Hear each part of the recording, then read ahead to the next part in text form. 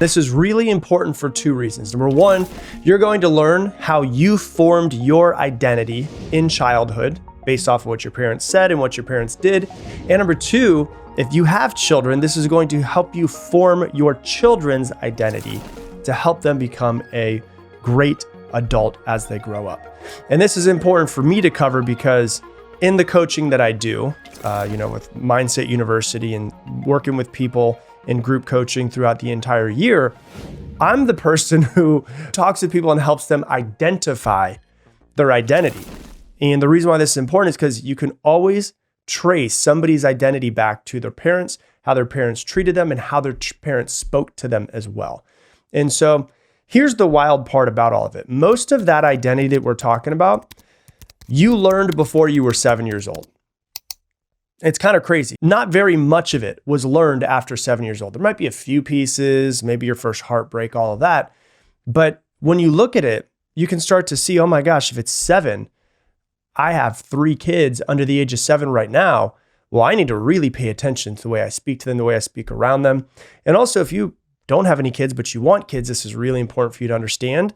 And if you never want kids, you probably still have family members with kids. So this is all just a really big deal. And the age of 7, when you look at it, you're like, well, why is the age of 7 such a big deal? Why is most of our identity formed by them? Well, from birth until 7 years old, a child's brain isn't running the show the same way that an adult's brain is. They're not sitting there and thinking much. They're more than anything else just absorbing. And so when you look at it, what's going on under the hood? The brain, for the majority of a child's waking hours and sleeping hours, from 0 to 7 is in a brainwave that's called theta state most of the time. That's the brainwave that adults can get to in really deep meditation. It's the brainwaves that people get to in hypnosis, which is why they become much easier to program in hypnosis. In theta state, the brain's basically just like a sponge. Like everything just gets kind of soaked in without question.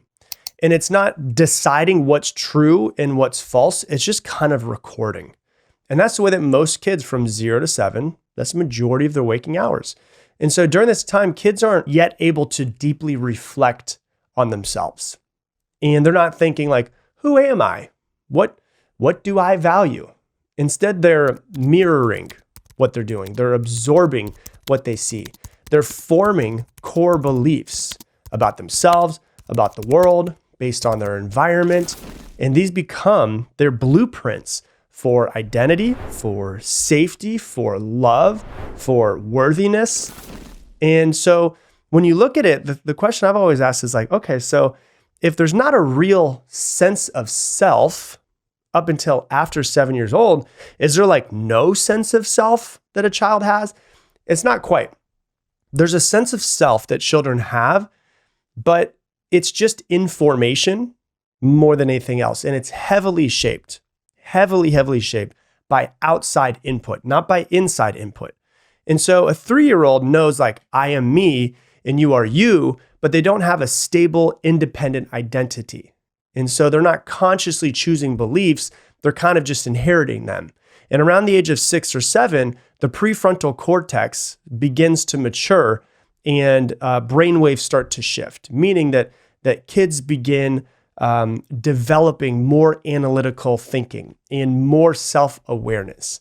And so they start asking questions like, why am I different? What am I good at? Do people like me? Does my dad like me? Does my mom like me? Do my friends at school like me? This is where the beginning of self-concept really starts to come into play. And it's still, though, at this point, incredibly fragile and impressionable.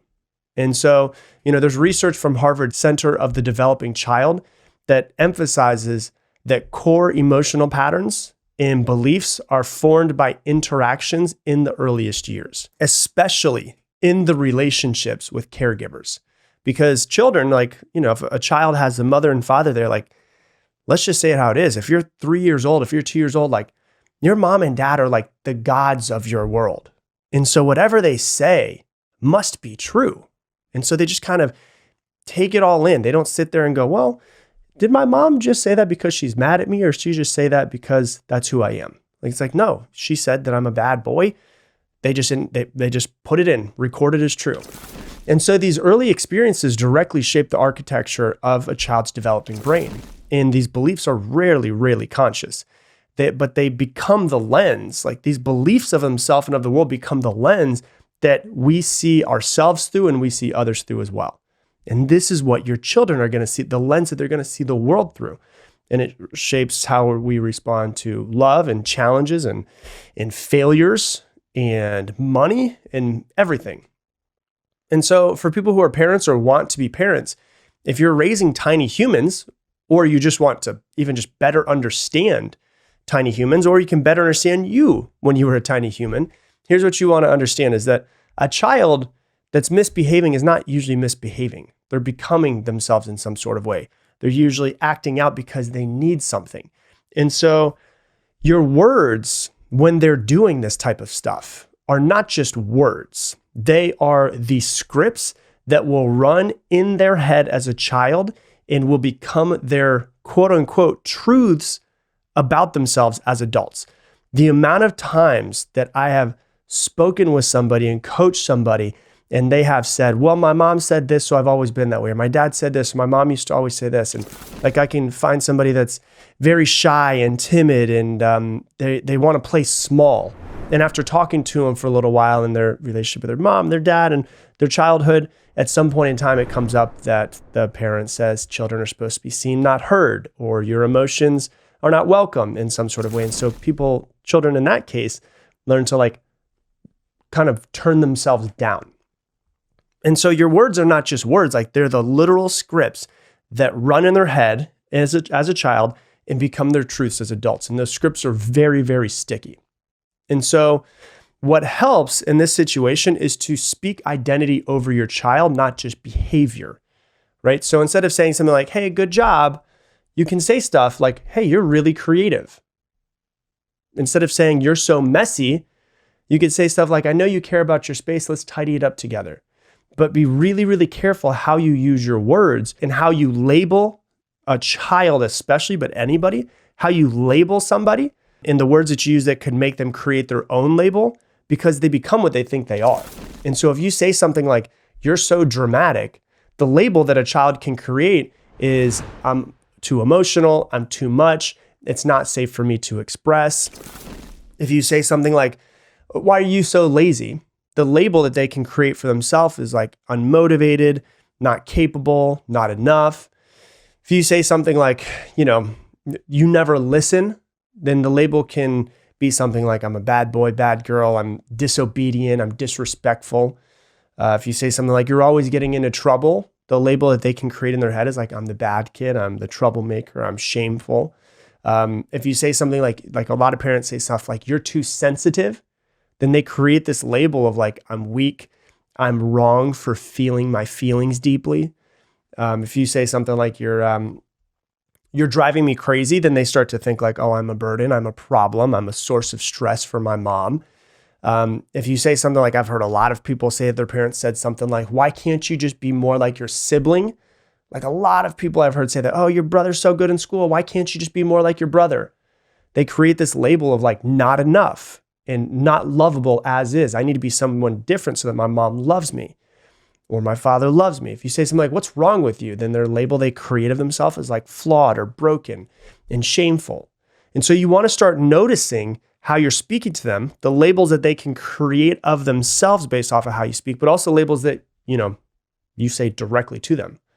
And so really these are about mirroring back identity. The way we want to speak to a child is to mirror back identity in a way that affirms and empowers and nurtures a solid sense of self. And so you want to say stuff like, oh my gosh, you're such a great problem solver. You're so thoughtful. I love how creative you are. You have such a big heart. You're so sweet. You're amazing. You know what? I trust your instincts. You're such a hard worker. I love how you always try to do the right thing. You bring so much joy to this family. You're a really great listener. You're learning every day, and that's what matters the most. Like all of these things, they're going to start to develop their own labels and self-identity from. And so be very careful what you say, even when you're joking, because I've had many times where somebody's told me an identity they created from their parents joking around them. But also be very careful what you say in like a heated moment. Learn to take pause before you jump in and say something, because there's what you say. And even just besides the words that you say, there's also what you do and what you say to yourself. A lot of times, the internal dialogue that somebody has with himself, their internal narration, is the direct voice of their primary caregiver. And that could be what their primary caregiver said to them, but also what their primary caregiver said to themselves. And so you've got to watch what you model. Your kids aren't just listening, they're also watching how you treat yourself. Do you like hustle constantly, or do you rest? Do you speak kindly to yourself? Do you speak kindly about your body? Do you speak kindly to your partner?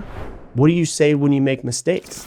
I was on a call earlier this week, and one of the questions that was asked to me when I was on Mindset University, lady's talking, and she's just unconsciously said, "I'm such an idiot, blah, blah, blah, blah, blah, blah, blah." I was like, first off, let me tell you something that I hate that you just said. You just said, I'm such an idiot. And she's like, "I said that?" And I go, "Yeah, your exact words were, I'm such an idiot, da, da, da, da, da, da, da." And she's like, "Oh my God, I didn't even know I said that." So it's like, that happens so often where it's like, you can unconsciously be saying stuff and realize that your children are just picking up and being like, "Oh my gosh." I mean, if think about this for a second, like in this perspective, if, like I said a few minutes ago, if a 4-year-old's looking at their mom and dad and they are the gods of their universe at that moment in time in their life at 4 years old, and their mom says, "I'm such an idiot," do you think the child's going to think? The child doesn't go, "Oh, well, I'm smarter than mom." The child's unconsciously going, "Oh my gosh, well, if my mom thinks she's an idiot, I'm definitely an idiot because she's way smarter than I am." So we have to just really be aware of what we're saying around children and what we're speaking into them, what we're doing around them. A child who feels safe being themselves will naturally explore and express and eventually grow into their strengths. And so, when you look at psychology around this, psychologist Carl Rogers emphasized that unconditional positive regard is one of the most essential parts of healthy concept for development in a child. And so what do I mean by this exactly? Well, let me explain. Unconditional positive regard is children who feel accepted all of the time, which is super important. Even when they screw stuff up, even when they accidentally knock over a glass of milk, right? Children who feel accepted, especially when they mess up, are more resilient, they're more confident, and they're more internally motivated, right? So this is the 3 phrases that came up in this research: resilient, confident, internally motivated. Not the ones who are pushed, not the ones who, pushed like, you need to be harder, you need to be better. Not the children whose parents are hard on them. The ones who feel accepted by their parents no matter what are the ones who have the highest confidence and the most healthy version of self-concept in themselves. So the question isn't just, how do I get my kid to listen? It's more of like, what are they learning about who they are when they listen to me? And so that's what we talk about with children. Now let's talk about for you guys that are adults, because there's still a little child that's inside of you that probably didn't have a parent that was really, the head of psychology at the university that was local, right? So let's be real. There's a 7-year-old version of you, 6 and 5 and 4 and 3 and 2 and 1, that learns something about yourself, and it might still be steering the ship in some sort of way. And that's why you might panic at the idea of like being disliked, even when it's completely harmless to be disliked, or you struggle to rest without feeling guilty, or you overgive in relationships and then resent it, or you're a people pleaser, or you hear a voice in your head that says, who do you think you are? Or you should shut up, or nobody wants to listen to you.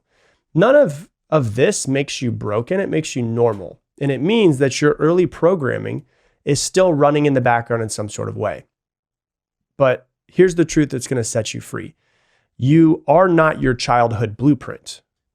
Now that you're an adult, you can go back and be the author from this moment forward. And when you look at like neuroscience, like even neuroscience backs this up. Neuroplasticity is the brain's capacity to be changing at any age. And so when you look at, there's a book that's called The Brain That Changes Itself. And it's Dr. Norman Deutsch. And he says, new thoughts that are repeated over and over again create new experiences. And if new thoughts and new experiences are repeated, they can rewire even the deepest held beliefs. And so it's really important for us to know how to speak to children, how to raise children. But as an adult listening to this, it's also really important for you to understand yourself during this exact time frame that we were talking about, the time frame when beliefs got installed to you before you even had any sort of choice. So when you find those beliefs, you could question them. Is this really what I believe? Or is this something that I learned? You can reframe them. You can replace them if you don't like that. If you're like, this is not helping me by thinking this about myself or thinking this about people or thinking this about the world, I'm going to change them. What do I consciously want to decide? That's my favorite part about being a human. I think humans are so freaking interesting, right? Especially an adult human as a full brain with neuroplasticity, you can change yourself at any time. Like that's literally the reason why I got, my very first date with my wife all the way back in 2014. She was like, we're talking at our first date. And she's like, so do you have any tattoos? And I was like, no. She's like, would you ever get one? I was like, yeah, I actually want to get one on my wrist, which I do have now. She's like, what would you get? And I was like, I would get a Roman numeral X with a line above it, which is the Roman numeral for 10,000. And she's like, why that? And I was like, well, there's this idea of the 10,000 hour rule, which means that it takes about 10,000 hours of dedicated practice to master something. And she's like, that's pretty cool. What do you want to master? And I was like, myself. And I want to get it on my wrist so that I see it every single day, reminding myself that I'm constantly on this path of improving myself and trying to master myself. And I think that's the coolest part about being human is that you can just wake up one day and be like, I'm going to be somebody different. I'm going to do something different. And I'm going to dedicate hours of my life to mastering this thing, whatever it is, yourself, the banjo, pickleball, whatever it is. It's just so cool that we can change ourselves at any moment. Think of it this way. You were born with this hardware, the brain. It's like going and buying a computer. You're born with the brain. You go and get this computer. And then you had software installed from parents and from life. And some of that software was good and some of it was viruses. Well, you can keep in the good software and you can start to uninstall the viruses. That's your job to do as an adult. And so, what you really want to do at this point in time is ask yourself, like, what were the unspoken rules in my childhood home? What did I have to do in order to be good or to get love? What labels did I hear growing up and did I create growing up? And then you look at all of those and you ask yourself, are those beliefs true? Are they true? Not necessarily. Okay. If they're not 100% true, then obviously there might be something else that might be true. So what would I prefer to believe instead of these things that are not fully true, but I've just been acting like they are?